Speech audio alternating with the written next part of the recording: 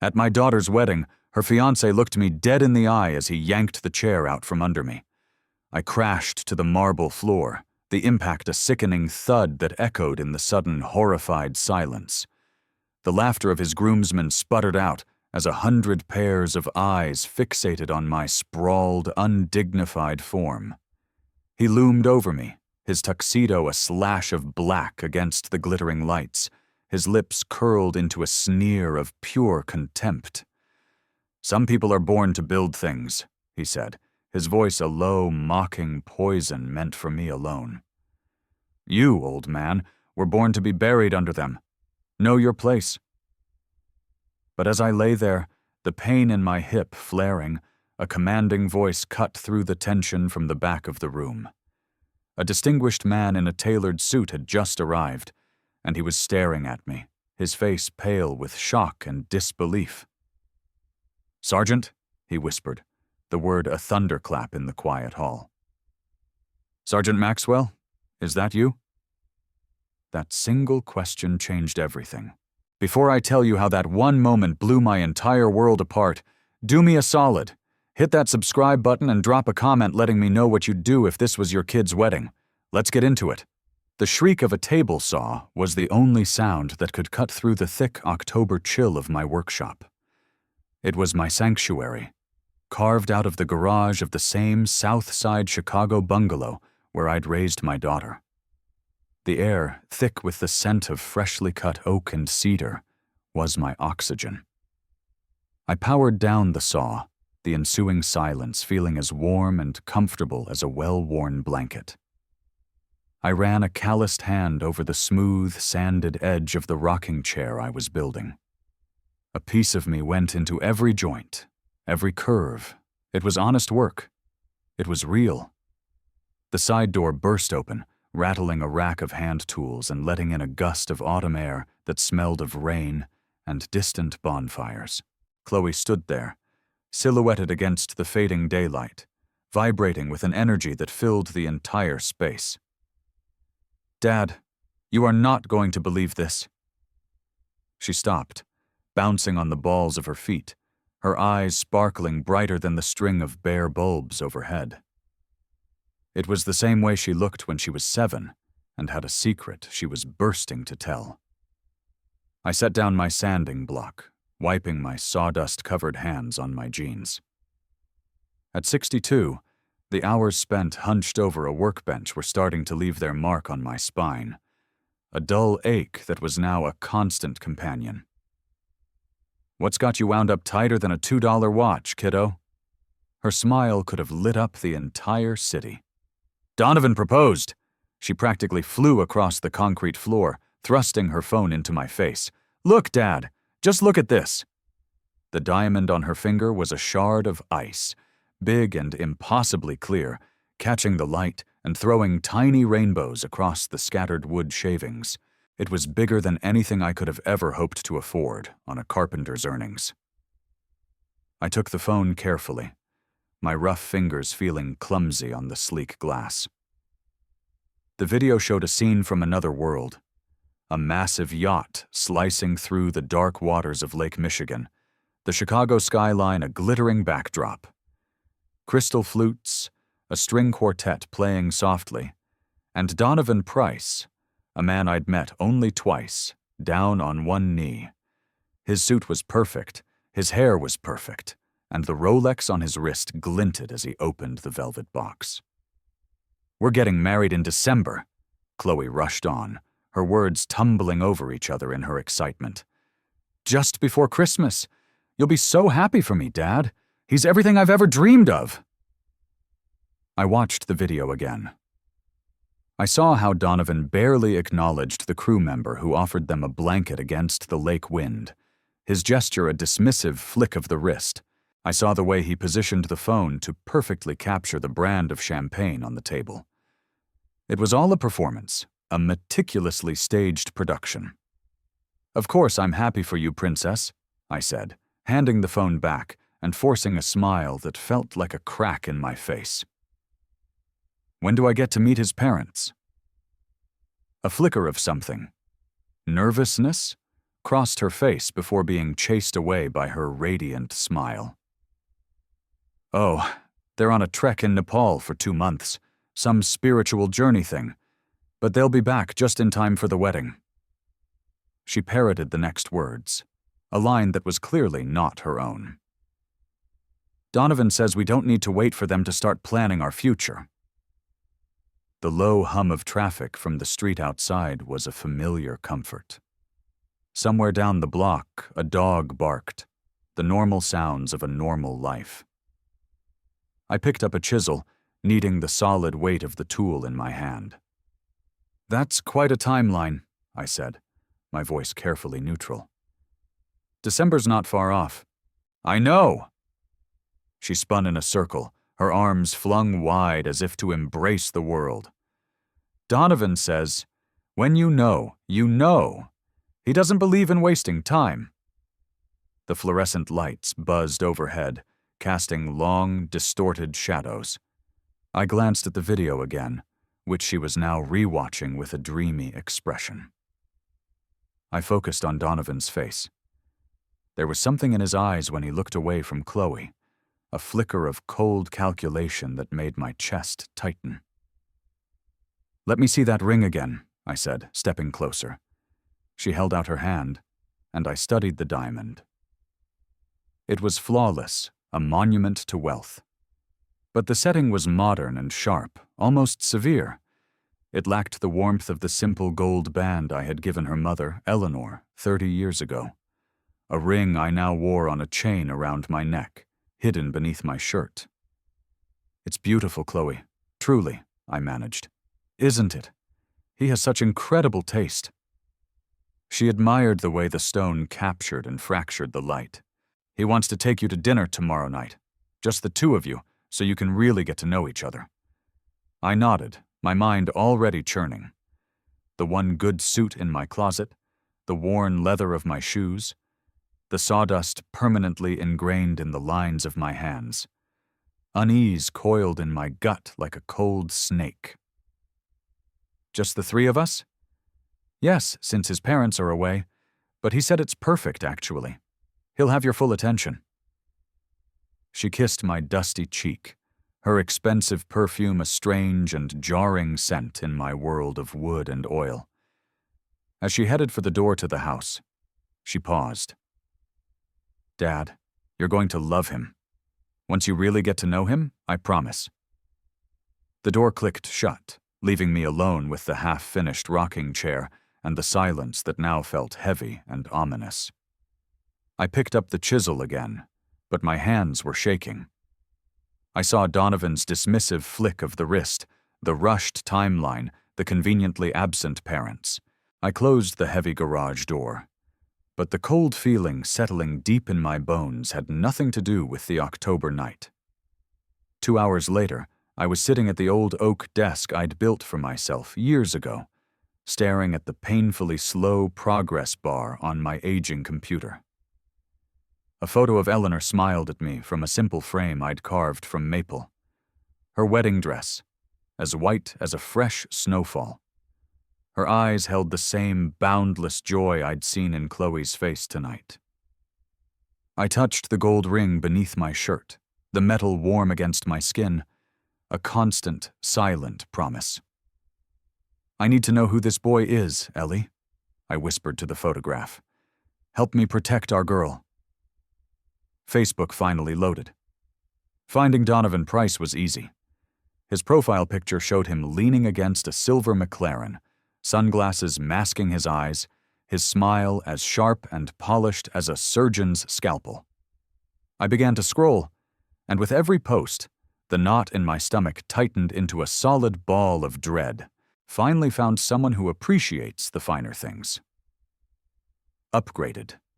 Posted 3 days ago with a picture of a restaurant bill that was more than my monthly mortgage. The old generation just doesn't understand modern success, still living in the past while we're building the future. Disrupt from last week, with dozens of likes from young men with identical, soulless smiles. In the comments of a friend's post about a promotion at a construction firm, Donovan had written, Congrats, I guess. Some people are content with ordinary lives. Not me. Ambition is the only thing that matters. My hands clenched into fists. Photo after photo of extravagant watches, exclusive clubs, and vacations in places I'd only ever seen in magazines. It wasn't the money that bothered me. I'd never begrudged a man his success. It was the contempt, the absolute, undisguised disdain for anyone who worked with their hands, who built things, who served others. A post from last month caught my eye. Upgrading my lifestyle one smart choice at a time. Sometimes you have to leave your past behind to step into your future. A friend had asked about his new girl. Donovan's reply made the blood drain from my face.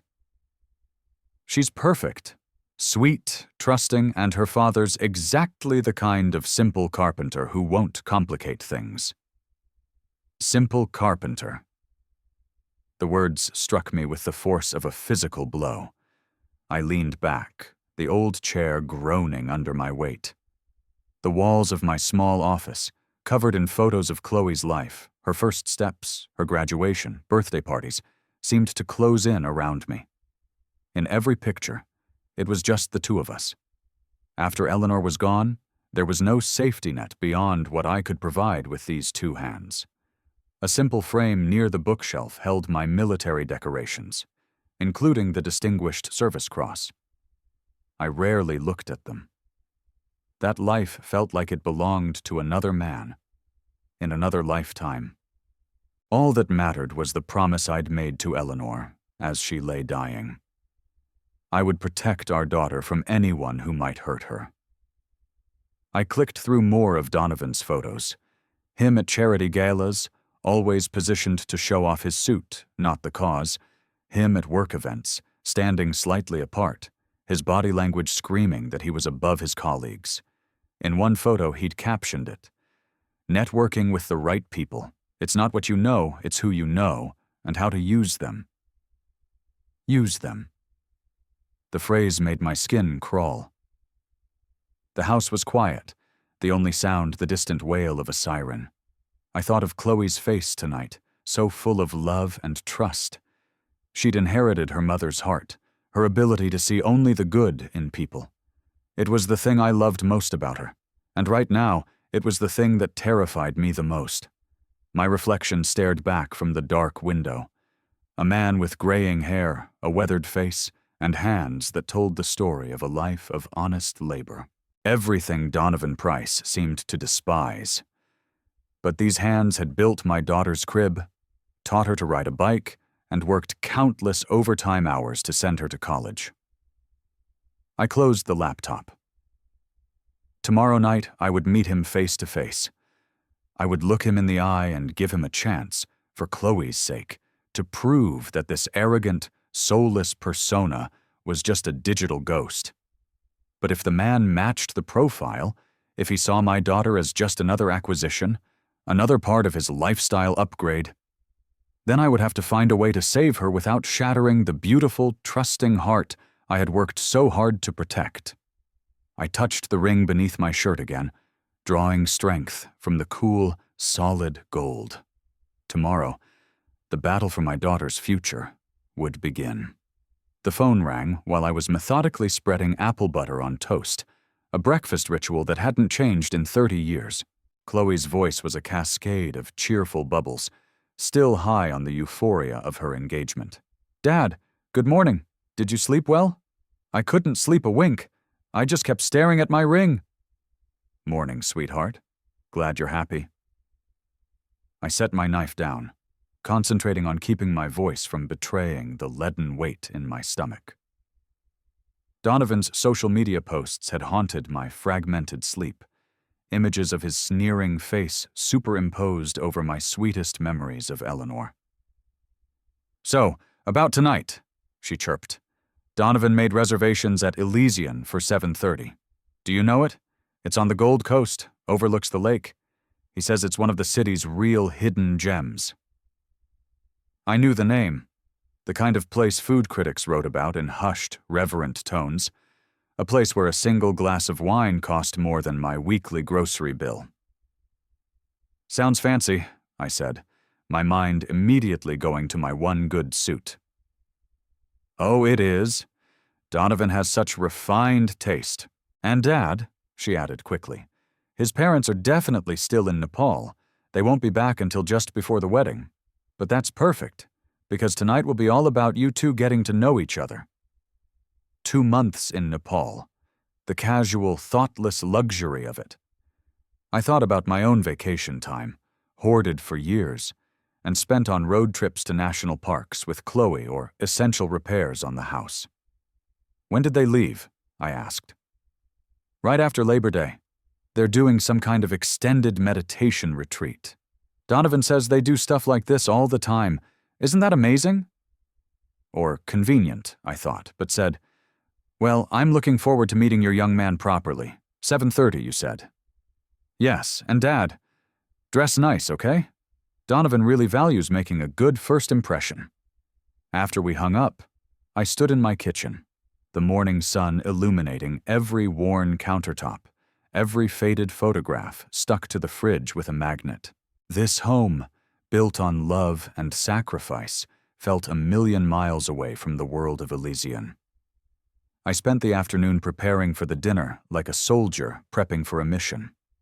My one good suit, a classic navy wool I'd bought for Chloe's college graduation, hung from my closet door. The fabric was quality, but it was 6 years old, and I could see the faint sheen of wear on the elbows. In the bathroom mirror, I gave myself a brutally honest assessment. The lines around my eyes were deeper, carved by years of worry and Midwestern winters. My hands, scarred and calloused from a lifetime of shaping wood, were not the hands of a man who frequented places like Elysian. They were the hands of a simple carpenter. I shaved with extra care, the electric razor Chloe gave me last Christmas buzzing in the quiet house. She'd said it would make me look more professional, a gentle hint that she worried about how the world saw me. As I knotted my tie, the questions I needed to ask Donovan swirled in my head. Polite questions about his future plans, his feelings for Chloe. But beneath them lay the real questions, the ones that kept me awake at night. Why the insane rush to get married? Why were his parents so conveniently unreachable? And did he love the smart, funny, compassionate woman I raised? Or did he love the idea of her as a beautiful accessory to his upgraded life? I found myself falling back on old training, instincts honed in the mountains of Afghanistan 2 decades ago. Assess the terrain, identify the threat, plan your approach. Tonight's objective: to understand the enemy. I grabbed my keys and wallet, the address Chloe texted me glowing on my phone screen. The L train ride downtown would give me time to center myself, to build my defenses. Outside, the autumn air was crisp and clean. Bissers, Gable from next door waved from her porch. And I waved back, a silent acknowledgement of the community, the real, tangible connections that Donovan's world seemed to lack. As I walked towards the station, I realized I was approaching this dinner with the same high-alert readiness I once reserved for a patrol outside the wire. Tonight, I would find out if my daughter had chosen a partner, or if she had walked straight into a predator's trap. The cab dropped me off on a street so polished it seemed to glitter. Elysian was less a restaurant and more a temple of wealth, its entrance flanked by bronze statues and a doorman who looked me over with an expression of polite disbelief. Inside, the world was hushed tones, soft lighting, and the quiet clink of heavy silver on porcelain. I saw Chloe wave from a secluded corner booth, her face a beacon of joy in the opulent gloom. Beside her sat Donovan, who didn't look up from his phone until I was standing at the table. "Dad!" Chloe stood to hug me. Donovan rose slowly, reluctantly, as if standing were a great imposition. "Mr. Maxwell." His handshake was a brief, limp formality. "Chloe has told me so much about you. The inflection suggested that everything she'd told him had been a bore. "Likewise," I said, sliding into the booth. "Congratulations on the engagement." Donovan's smile was a flash of white teeth that didn't involve his eyes. "Thank you. We're very excited to start our merger." He snapped his fingers at a passing waiter, a gesture of such arrogant entitlement it made my teeth ache. "The sommelier, now." When the wine steward appeared, Donovan launched into a pompous monologue about vintages and tannins, finally selecting a bottle whose price I glimpsed on the menu was more than my first car. He didn't ask our preference. "So, Mr. Maxwell," he said, leaning back as the wine was poured, "Chloe tells me you work with your hands. Woodworking, is it? How quaint." "I'm a carpenter," I said simply. "I build things that are meant to last." "How wonderfully tangible." His laugh was dry, like rustling paper. "I'm in tech myself. We build intangible things, algorithms, platforms. We disrupt the old ways. A different universe, I suppose." Chloe squeezed my hand under the table. "Dad built my bed frame from a single piece of reclaimed walnut. It's a work of art." "Furniture." Donovan swirled his wine, examining its color against the light. "A fascinating craft, but a bit of a dying art, wouldn't you say? In the age of 3D printing and modular design, bespoke pieces are becoming irrelevant." The condescension was a physical thing, a foul taste in the air. "Some things have value beyond their function," I said, keeping my voice even. Of course. Sentimental value." He took a sip of wine.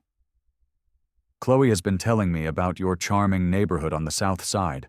So authentic. So gritty. I imagine the strong sense of community there must compensate for the other limitations." "What limitations?" The question was out before I could stop it. His smile widened. "Oh, nothing specific. Just that once you've experienced a certain standard of living, it becomes hard to go back. But that's generational, isn't it? Your generation valued security. My generation values growth, scalability, disruption. We're not content to just maintain. We have to conquer." Chloe shifted uncomfortably. "Donovan, Dad appreciates nice things too." "I'm sure he does," Donovan cut in smoothly. "It's just a matter of perspective. Tell me, Mr. Maxwell, what do you consider your greatest accomplishment?" It was a beautifully laid trap. If I spoke of my work, he'd dismiss it as small. If I spoke of my service, I'd be bragging. If I was humble, he'd see it as weakness. I looked past him, at my daughter, her face caught between love for him and loyalty to me. "Raising Chloe," I said. "Admirable." He nodded, though his eyes were cold and analytical. "Single parenthood must have been a struggle. Limited resources, I imagine. No wonder Chloe appreciates having someone who can finally provide for her properly." The insult was a dagger, aimed at me but wounding her. Chloe's face went crimson. "Donovan, please." "What?" "I'm simply admiring your father's sacrifice. And now that I'm here, those days of scrimping and saving are over. Chloe deserves the best of everything. Don't you agree, Mr. Maxwell?" I gripped my water glass, my knuckles white.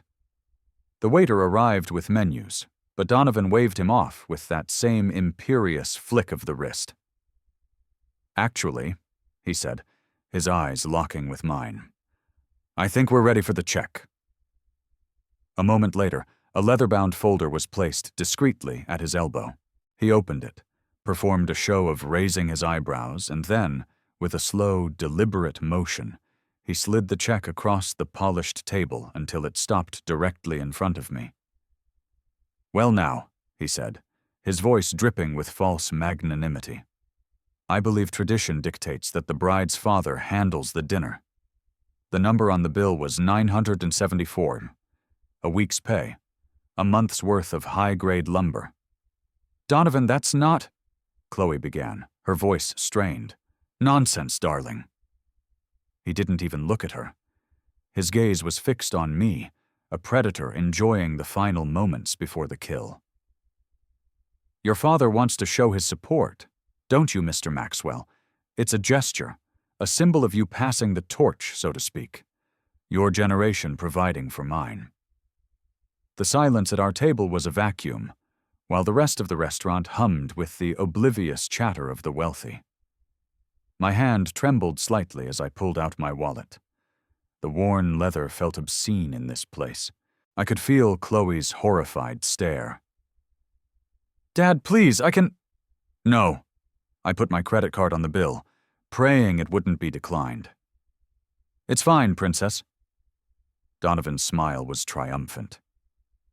"Excellent. I do appreciate a man who understands protocol." He pulled out his phone and began scrolling, the moment of my public fleecing already forgotten, a transaction completed. "You know, Mr. Maxwell, Chloe was worried you might not approve of me. I told her that mature adults always find a way to accommodate each other." The word accommodate hung in the air, thick and foul. I felt like an insect trapped in amber.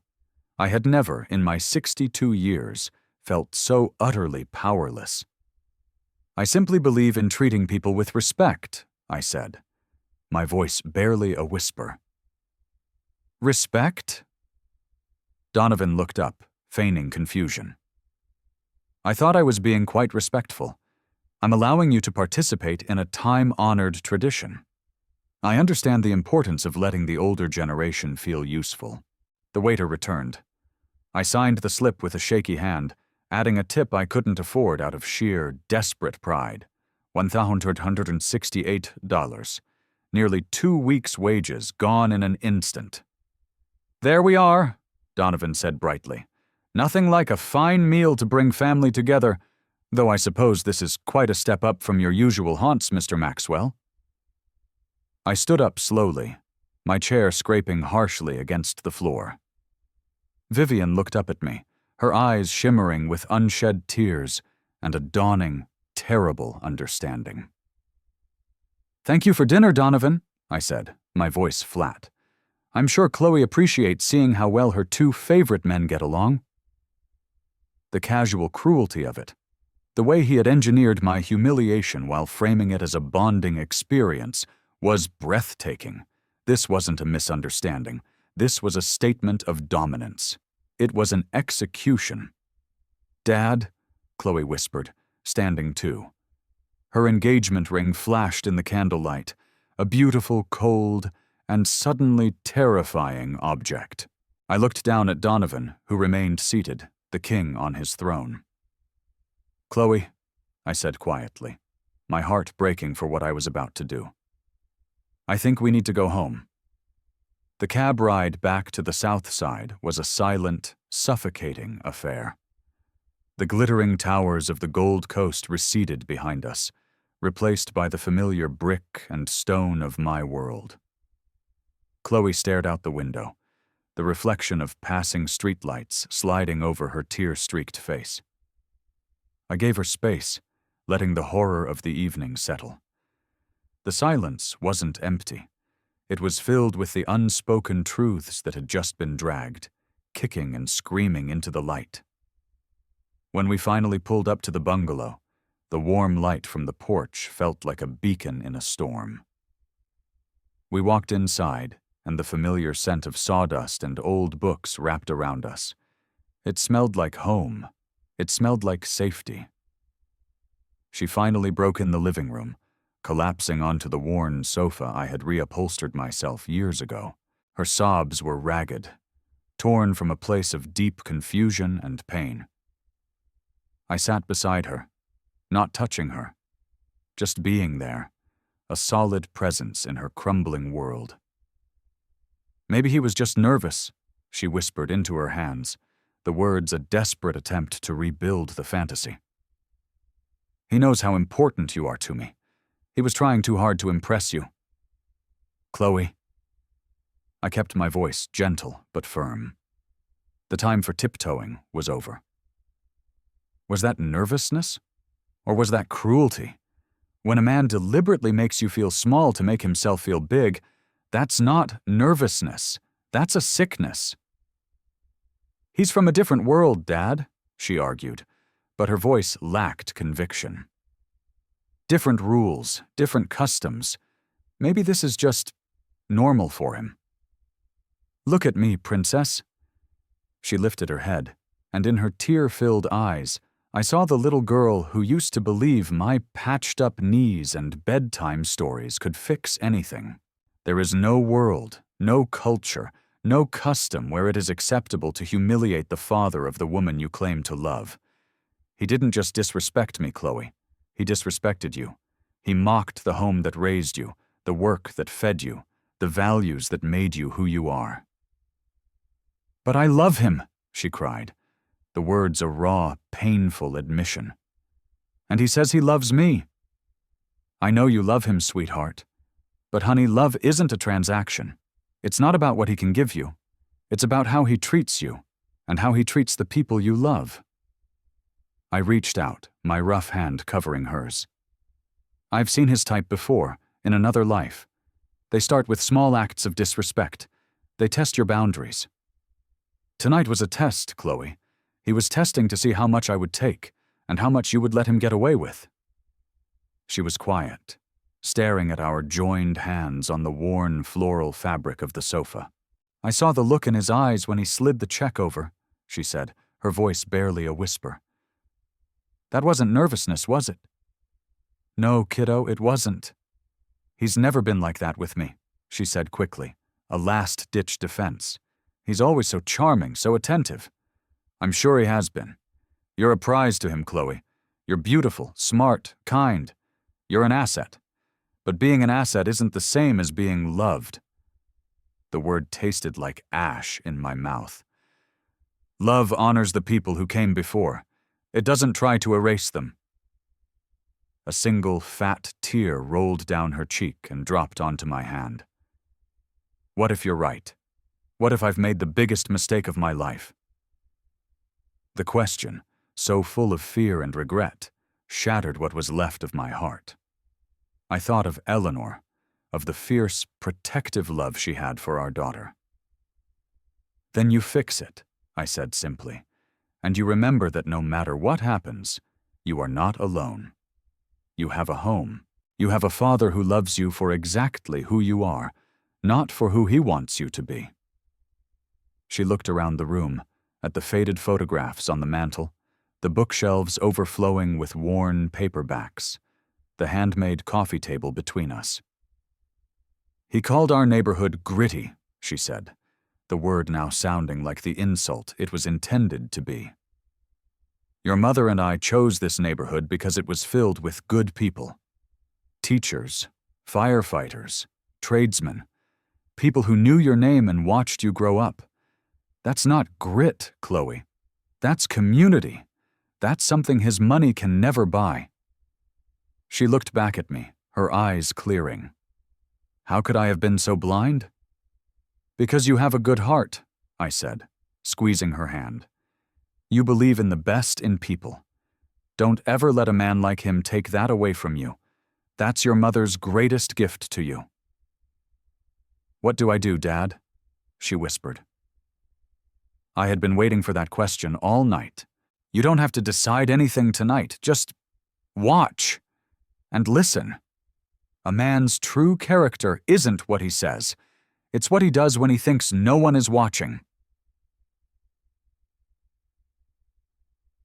I knew I'd created a fracture in her perfect world, but I had to believe her own strength would do the rest. Before she left that night, I saw the first glimmers of doubt in her eyes. It was a start. If you've ever had to tell a loved one a hard truth, you know the razor's edge I was walking. Let me know in the comments how you handled it. And if this story is hitting home, please take a second to like the video. It makes a huge difference. Now let's get back to it. The next 6 weeks were a cold war fought over text messages and strained phone calls. The wedding planning marched forward like an unstoppable army, a whirlwind of caterers and florists that seemed designed to sweep Chloe's doubts under the rug. She was distant, caught in a tug-of-war between her heart and her gut. I knew Donovan would be feeling her pull away, and a man like that doesn't react to losing control with grace. He came on a Tuesday night. I was in the workshop, planning a piece of cherry wood, the rhythmic scrape of the tool a meditative balm. The sound of a high-performance engine snarling to a halt outside was a violation of the evening's peace. A car door slammed with the force of a gunshot. I didn't have to look. I knew who it was. He didn't knock. He shoved the workshop door open so hard it crashed against a stack of lumber. "We need to talk," he said. He stood there in his $1,000 coat, his face a mask of fury, looking utterly out of place amongst the sawdust and honest work. I set my plane down deliberately, taking my time. I turned to face him. "About what, Donovan?" "Don't play dumb with me, you old bastard." The venom in his voice was shocking. "She's been different ever since that dinner, questioning everything, doubting us. I know you've been in her ear, poisoning her against me." "I just told her to pay attention," I said, my voice level. "Is there something you're afraid she'll see?" His laugh was a harsh, ugly bark. The concerned father act. It's pathetic. He strode into the center of my space, his expensive shoes scattering sawdust. He was trying to dominate the room, to intimidate me. "Here's what you're going to do. You're going to call her. You're going to tell her you were wrong about me, that you overreacted because you're old and out of touch. You're going to endorse this marriage." "Or what?" The two words hung in the air, heavy and cold. His face flushed a blotchy red. For the first time, the polished mask of the tech CEO was gone, replaced by the raw, spoiled petulance of a boy who had never been told no. "Or after we're married, you'll find out what it's like to never see your daughter again. I'll move her to the West Coast. I'll change her number. I will erase you from her life. You will be a ghost, a forgotten relic." I stood my ground. Decades ago, I'd faced down men with guns and bombs who were far more terrifying than this pampered child in a cashmere coat. I had learned the power of stillness, of letting an opponent's rage exhaust itself. He took a half step back, unnerved by my silence. "You don't understand," he sputtered, his voice rising. "I've worked too hard for this. I won't let some handyman ruin everything I've built." "And what exactly have you built, son? That's real?" I gestured around the workshop. "These things are real. They have weight and substance. They serve a purpose. What have you built that will still be standing in 100 years? Money, power, a future." He gestured wildly. "Things you can't possibly comprehend." "This," I said, picking up a small, intricately carved bird, a gift I was making for Chloe, "is a daughter who knows she's loved unconditionally. This is a life built on promises kept and hard work. That's an accomplishment. Your bank account is just a number." "Zor." "Sentimental garbage," he spat, but his voice had lost its conviction. "The world runs on power and money, old man. Maybe your world does, but Chloe comes from my world, and in our world, character is the only currency that matters." He stared at me, his chest heaving. The rage was still there, but now it was laced with something else. Fear. He was afraid because he knew I was right. He knew that on some fundamental level he was a fraud, and he was terrified my daughter would see it too. "She'll choose me," he said, the words a desperate boast. "She'll choose the life I can give her over this dusty mausoleum." "Will she?" "Because from where I'm standing, she's starting to see the price tag, and she's realizing she can't afford it." He looked like he wanted to hit me. His hands were clenched into white-knuckled fists, but something in my stance, something in my eyes, held him back. Some primal instinct warned him that it would be a very, very bad idea.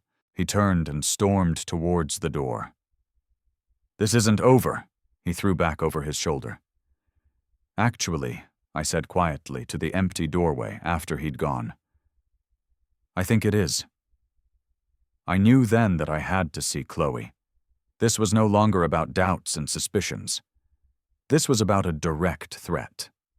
The next afternoon, I found myself in the sterile lobby of her high-rise apartment building on the Gold Coast. I held a small, velvet-lined box I'd made from cherry wood. The doorman, a man who usually gave me a suspicious look, nodded respectfully as he announced my arrival. Chloe opened the door, and I was struck by how pale and tired she looked. The sparkle was gone from her eyes. "Dad," she said, her voice flat. "What are you doing here?" "I brought you something," I said, handing her the box, "and we need to talk." Inside her apartment, with its minimalist furniture and cold, gallery-white walls, she opened the box. Nestled inside was the small, carved bird. Her breath hitched. She recognized the design from the mobile I had carved for her crib when she was a baby. We sat on her uncomfortable designer sofa, and I told her everything. About Donovan's visit, about the things he'd said, about his threats to cut me out of her life. I didn't embellish. I didn't need to. The ugly truth was enough. When I finished, she was silent for a long time, tracing the smooth lines of the wooden bird with her finger. Tears rolled silently down her cheeks. "He came home that night," she whispered. "He was so angry. He said he'd had a hard day at work. He said you were trying to hold me back." "A man's true character, Chloe," I said gently, "is what he does when he thinks he can get away with it." That was when the dam broke. She told me everything. The little comments about her friends not being sophisticated enough. The suggestions about how she should dress for his work events. The way he made her feel guilty for wanting to spend a Sunday afternoon at my house instead of at a brunch with his investors. Each one was a small cut, a tiny erosion of her confidence and independence, designed to isolate her and make her more dependent on him. "How did I not see it?" she sobbed, wrapping her arms around herself. "Because you loved him," I said, moving to sit beside her, finally pulling her into a hug. "You wanted to believe in the man he pretended to be. That's not a weakness, sweetheart. That's a testament to your beautiful heart." "What do I do?" she asked, her voice muffled against my shoulder. "The wedding is in 2 weeks." I thought about telling her to run, but she wasn't a child anymore.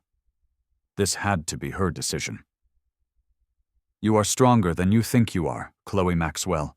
You have your mother's spine of steel. Whatever you decide to do, I will be right there beside you. You are not alone." She pulled back, her eyes red but resolute. "I need to think," she said. I nodded, kissed her forehead, and left her there with the little wooden bird, a small piece of her real home in the gilded cage she had almost mistaken for a future. The wedding day arrived with a sky the color of a steel blade. The ceremony was held at the Chicago Botanic Garden, in a glass conservatory filled with exotic flowers that had no scent. It was breathtakingly beautiful and completely artificial, just like Donovan's love.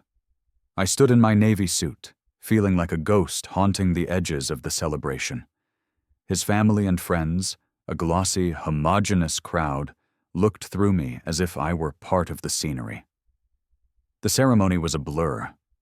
Chloe was radiant in a dress that must have cost a fortune, but her smile didn't reach her eyes.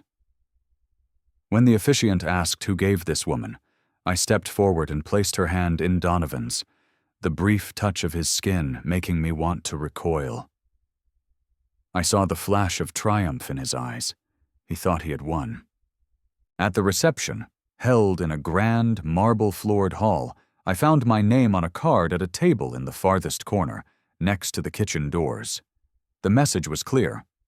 I was an obligation, now fulfilled and ready to be discarded. Dinner was served, the wine flowed, toasts were made. And then I saw him approaching my table, a champagne flute in his hand, that predatory smile firmly in place. "Mr. Maxwell," he said, his voice loud enough for the surrounding tables to hear. "Enjoying the festivities? I trust everything is up to your standards?" "It's a beautiful wedding, Donovan," I said, keeping my face a careful blank. "Chloe is very happy."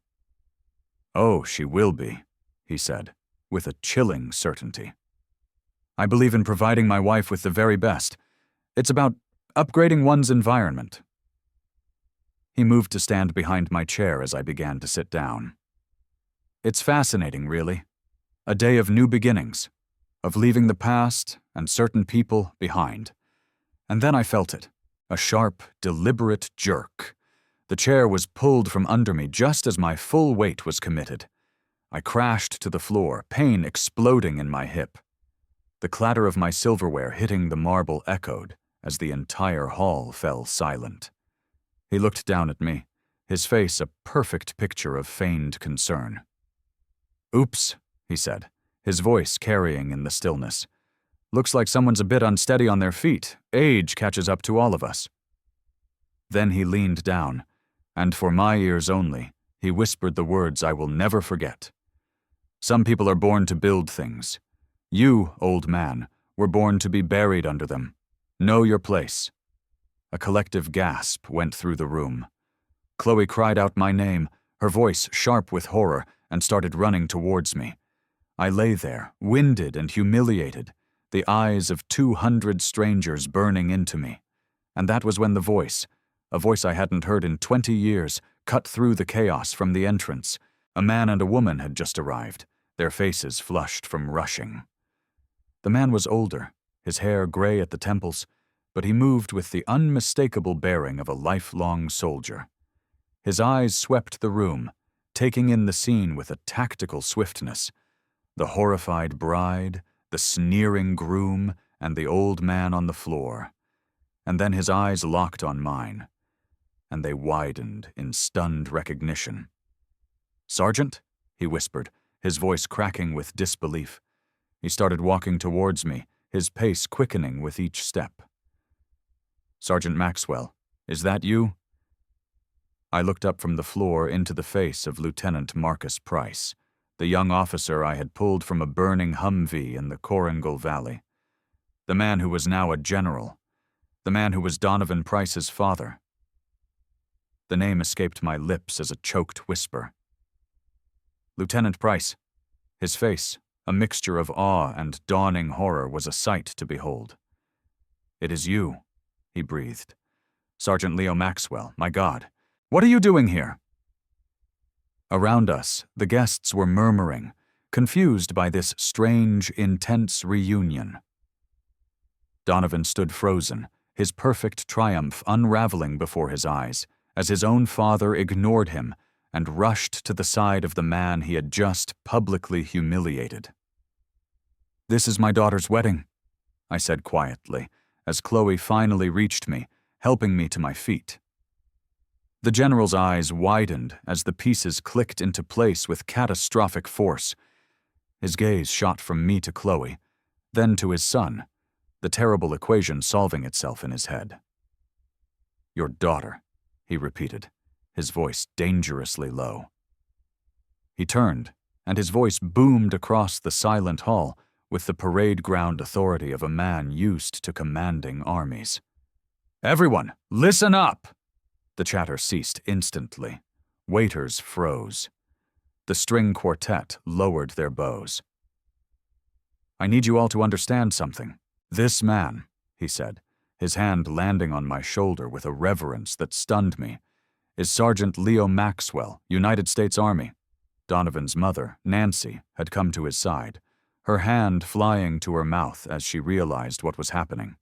"In November of 2004, in the Korengal Valley, Afghanistan," the general continued, his voice thick with emotion, "my patrol was ambushed. Our vehicle was hit by an RPG. I was wounded, trapped inside the burning wreckage. The order was given to fall back." He paused, his eyes finding mine. "This man defied that order. He ran 50 yards through a storm of machine gun fire, pulled me from that inferno, and carried me to safety. He saved my life." A wave of gasps and whispers rolled through the crowd. People were turning to look at me, at my torn suit and my sawdust-stained hands with entirely new eyes. The simple carpenter was gone. In his place stood a war hero. I recommended him for the Medal of Honor, the general declared, his voice ringing with 20 years of gratitude and pride. It was downgraded to a Distinguished Service Cross for political reasons. He never even went to the ceremony to pick it up. He just wanted to come home to his daughter. Donovan's face was the color of ash. His mouth opened and closed, but no sound came out. The man he had spent months tormenting, the man he considered his inferior in every possible way, was the hero his own father had revered for 2 decades. "Dad, you never told me," Chloe whispered, tears streaming down her face as she looked at me with a new, profound understanding. "I just did my job, son," I said quietly to the general. "No, Sergeant," he said, his voice cracking. "You did more than your job. You gave me my life back. You gave me the chance to come home to my wife, to raise my son." He turned to Donovan, and the love in his eyes was eclipsed by a disappointment so profound it was like a physical blow. "This man is the reason you have a father. He is a genuine American hero, and I just saw you put him on the floor." The silence that followed was absolute. And in that silence, Donovan Price finally broke. He stumbled forward, his face ashen, and took the microphone from the band leader. "What I did tonight," he began, his voice trembling, amplified for all to hear, "was unforgivable." He took a shaky breath. "For months, I have treated this man, this hero, like he was nothing. Because he works with his hands. Because he lives in a part of the city I considered beneath me. Because I was too arrogant and insecure to see the worth of a man who doesn't measure his success in dollars." The confession poured out of him, raw and unsparing. I mocked his values. I made him pay for a dinner I knew he couldn't afford, just to humiliate him. Tonight, I threatened him in his own home. And just now, I pulled his chair out from under him and told him his place was on the floor. He turned away from the crowd and faced me directly. "Sergeant Maxwell, I am so sorry. You saved my father's life, and in return, I treated you like dirt. I don't deserve forgiveness." Then he turned to my daughter, his own bride. "Chloe, I am not the man you deserve. If you walk away from me right now, I will understand. You should." He gave her an out. In his moment of total disgrace, it was the first truly selfless thing I had ever seen him do. Chloe looked from his shattered face to mine. I gave a small nod. The choice was hers. I stepped forward, the pain in my hip forgotten. I looked at the boy who had caused so much pain, who now stood utterly broken before his family and friends. I thought of Eleanor, and I knew what she would have done. "Son," I said, my voice carrying in the quiet hall. "Honor isn't something you're born with. It's something you build, one choice at a time. This," I said, gesturing to his public confession, "is your first piece of solid ground. Now, what are you going to build on it?" He looked at me, his eyes full of a desperate, flickering hope. Chloe walked to his side and took his hand. "We'll build it together," she said, her voice clear and strong. Then she looked at me. "If you'll teach us." Relief, profound and overwhelming, washed through me. I stepped forward and pulled the boy into an embrace. "Welcome to the family, son," I whispered for his ears alone. "Now let's get you started." The wedding reception didn't end. It restarted. The band began to play a soft melody, and as the general clasped my hand and Nancy hugged my daughter, I felt the unmistakable presence of my Eleanor, smiling. Our daughter was safe. She had chosen not the man Donovan had been, but the man he was fighting to become. A few months later, on a Saturday morning, Donovan stood awkwardly in my workshop, a piece of sandpaper in his hand. He was clumsy, but he was willing.